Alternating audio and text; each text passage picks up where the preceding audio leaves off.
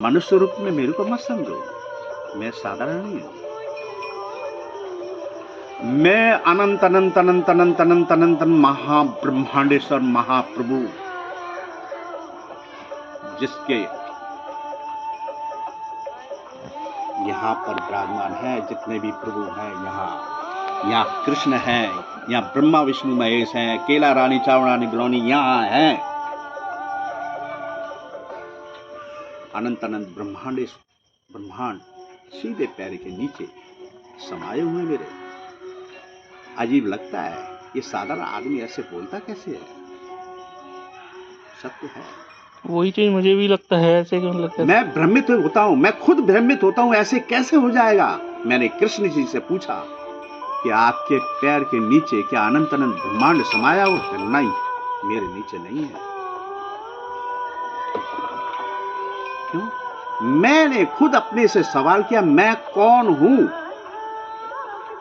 आप मेरे आदेश का पालन क्यों करते हैं?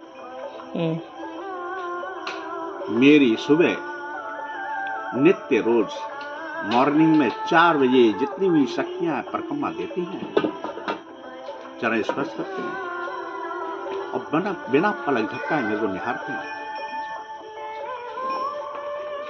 मेरा स्मरण, मैंने जन्म से लेकर अभी तक किसी की पूजा नहीं करी है, अभी तक नहीं करी है, लेकिन मैं पूजा करता हूं।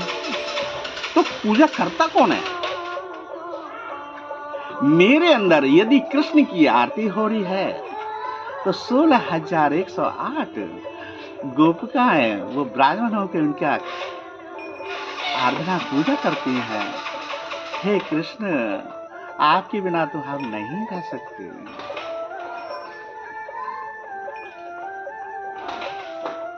ये सत्य है, यह उन्हीं की तो लीला है, सब वही तो चल रहा है।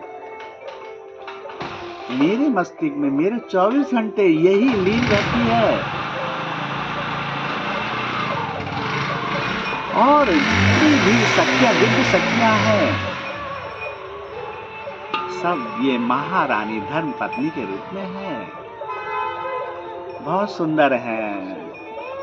कृष्ण का रूप इतना मोहित है, आहा, आनंद आता है। जगन्नाथ जी हैं, वाह कितना सुंदर, मुस्कुराते रहते हैं। केला रानी है, गोल चेहरा है उनका, मुस्कुराती थी। सबके मुझे प्रत्यक्ष रूप से आकृति आ जाती है, मुझे दिखाई देती है। किसी भी व्यक्ति का, किसी बेटे का गुण दोष नाम लेने से ही मैं उसके गुण दोष पूरे टोटल बता दूंगा। इसके गुण दोष इतने मिलने हैं, मुझे किसी पत्रिका की जरूरत नहीं है।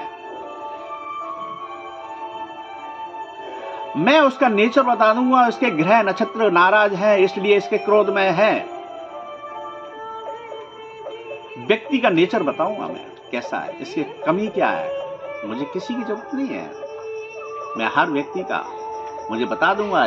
ये बेटी क्या है, किस योग्य है, किस परिवार के योग्य नहीं है, बता दूंगा, मुझे जरूरत नहीं है। इसी तरह व्यक्ति का नेचर भी मुझे मालूम है, मुझे जरूरत नहीं है। मैं हर व्यक्ति का नेचर जानता हूं, इसके दिमाग में क्या चल रहा है मुझे। हाँ, हर व्यक्ति के अंदर आत्मा होती है। ठीक है।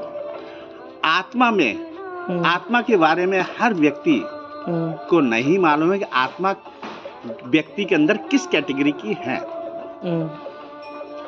भूत, मसान, खइस, जिन, 4 आत्मा ये पितृ लेवल की हैं, जो इनका स्वरूप नहीं होता है। अच्छा। हाँ, ये पितृ लेवल का, यदि अपना शरीर छोड़ जाती हैं तो इनका आसन सफेद कपड़े पर है, सफेद स्थान पर बैठेंगे, लाल स्थान पे नहीं। लाल स्थान पर विराजमान देवता कैटेगरी से स्टार्ट होता है। देवता कैटेगरी है क्या है, एक लाल आसन में विराजमान होंगे। प्रभु कैटेगरी है, वो उनका आसन होता है। ऐसे ही महाप्रभु होगा, उनका और आसन ऊंचा हो जाएगा। ऐसे ही महा शब्द लगता जाएगा, उनका आसन और ऊंचा होता जाएगा।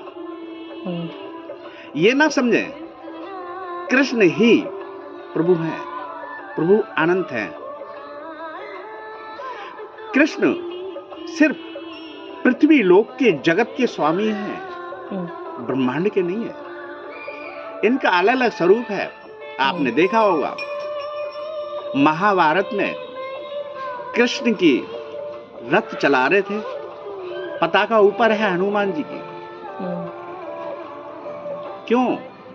उनका स्वरूप बड़ा है बजरंगबली का। कृष्ण जी का पृथ्वी लोक की बराबर स्वरूप है। बजरंगबली का एक आकाश गंगा यानी गैलेक्सी की बराबर स्वरूप है। और श्री राम का स्वरूप ब्रह्मांड के बराबर है। तो आपने देखा होगा जगन्नाथ जी का स्वरूप आपका सौरमंडल के बराबर है। बलदेव जी का सौरमंडल के बराबर है। सुमित्रा थाली वाला था आ रहा है। यह जगन्नाथ जी बलदेव दोनों भाइयों से बड़ी हैं। ये तीनों अवतारी हैं।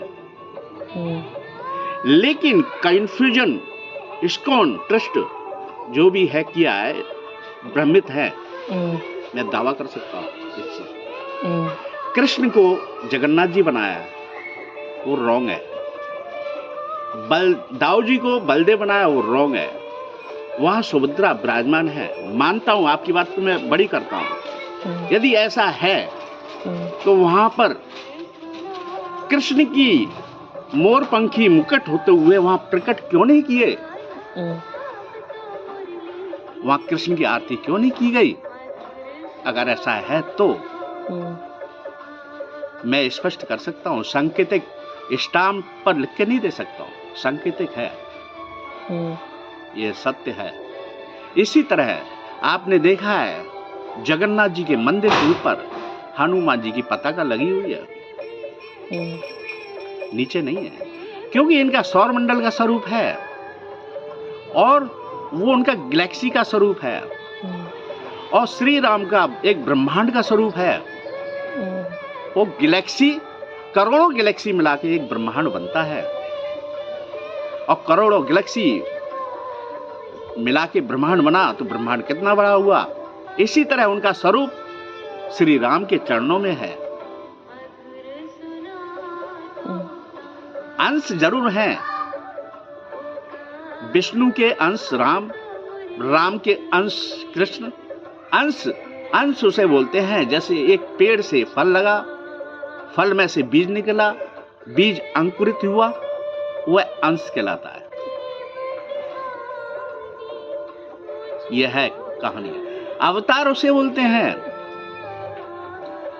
भूत भविष्य वर्तमान तीनों के बारे में जानकारी रखे, उसे अवतारी बोलते हैं।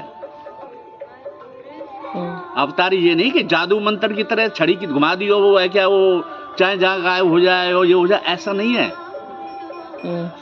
उनका स्वरूप ही गायब हो सकता है, अवतारी गायब नहीं हो सकता है। कृष्ण जी ने गोवर्धन पर्वत उठाया, हम भ्रमित हैं। भ्रमित ये है कि गोवर्धन जितना हम परिक्रमा देते हैं उसे उठाया, गलत। उन्होंने गोवर्धन पर्वत का स्वरूप को उठाया है।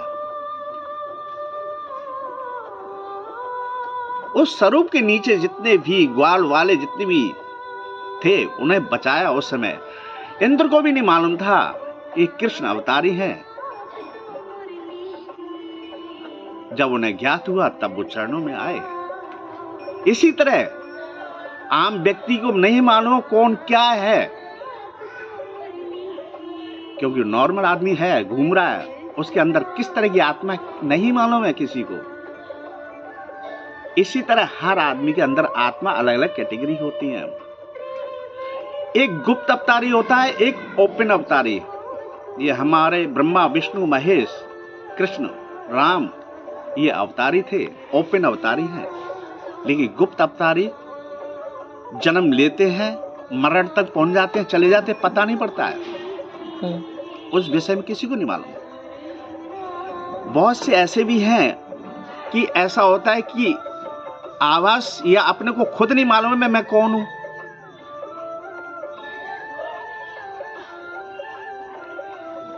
इसी तरह चलते चलते आदमी का ज्ञात होता है।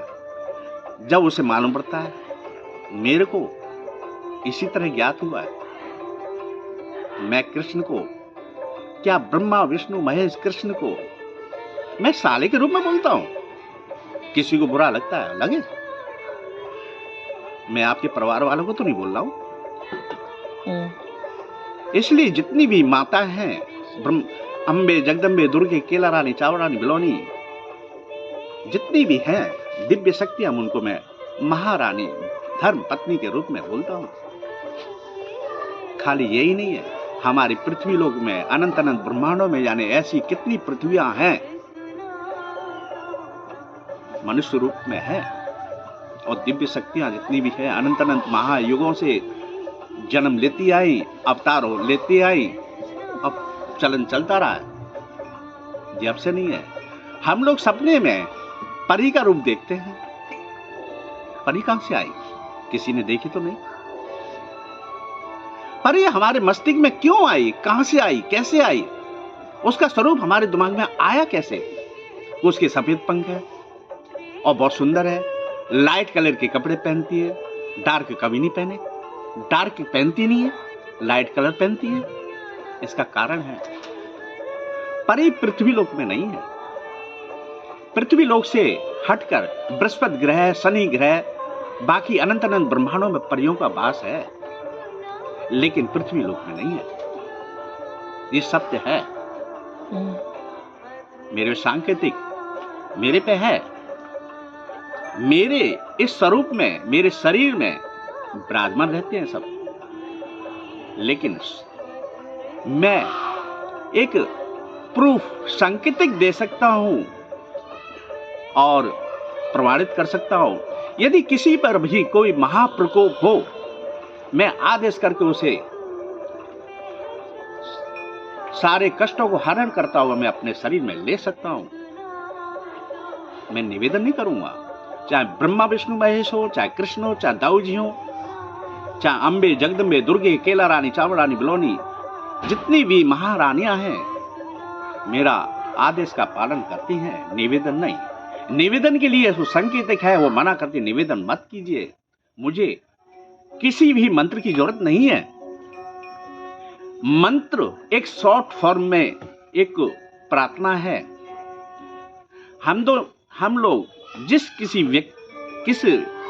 दिव्य आत्मा की, अवतारी की पूजा करते हैं, एक हम उनका गुणगान, एक प्रार्थना है, कोई ऊपर से बनाई हुई एक आरती नहीं है।